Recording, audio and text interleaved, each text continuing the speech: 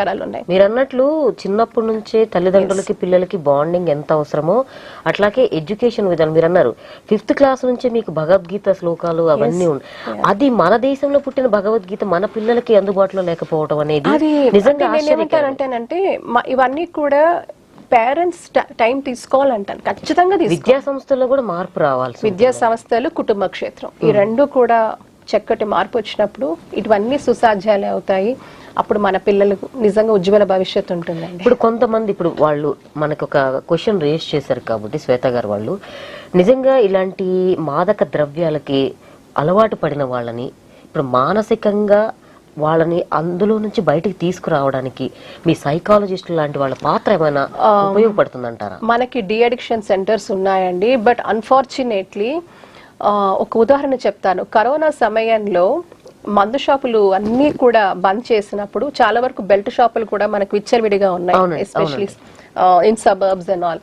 So మనుషులు వాళ్ళ అంటే ఆ అడిక్షన్ కి లోనైన వాళ్ళు ఏంటేంటో చేయడం, ఏదేదో తినేయడం, ఏదేదో మందులు తెచ్చుకోవడం, ఏదేదో వాడేయడం, ఇటువంటివన్నీ కూడా వింత పోకడలు మనం చూసాం.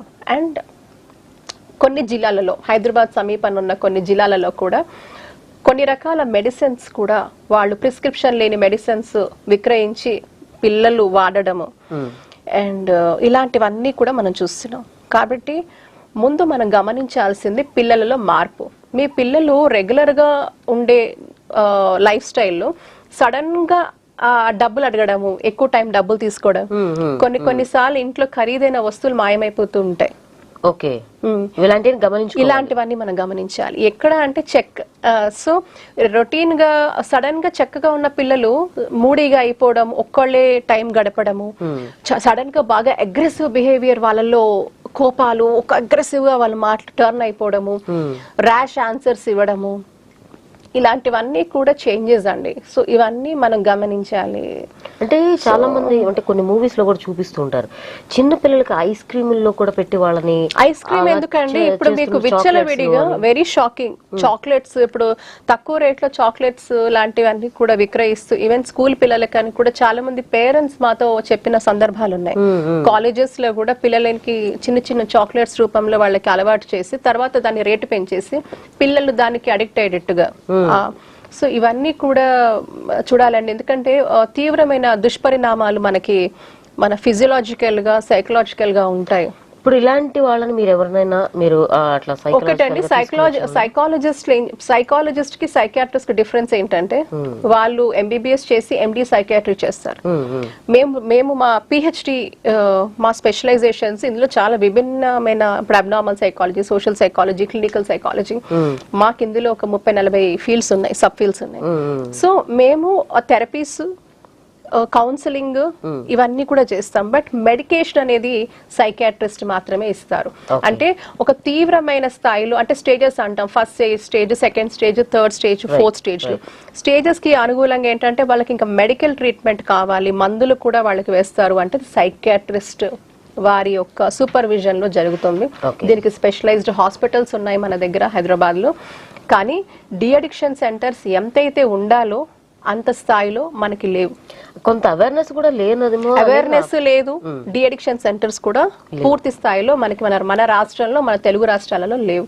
కాబట్టి దీనికి కూడా ఇంపార్టెన్స్ ఇవ్వాలి ప్రభుత్వాలు, స్థానిక ప్రభుత్వాలు. వాటి మీద కూడా డి అడిక్షన్ సెంటర్స్ కూడా తీసుకొచ్చి కౌన్సిలింగ్ సెంటర్స్ కూడా మనకి toll free numbers, counselling centres, మరీ ముఖ్యంగా కాలేజెస్ లో, స్కూల్స్ లో కూడా కంపల్సరీ ఒక సైకాలజిస్ట్ కానీ ఒక కౌన్సిలర్ పర్యవేక్షణ ఖచ్చితంగా ఉండాల్సిన అవసరం ఉంది.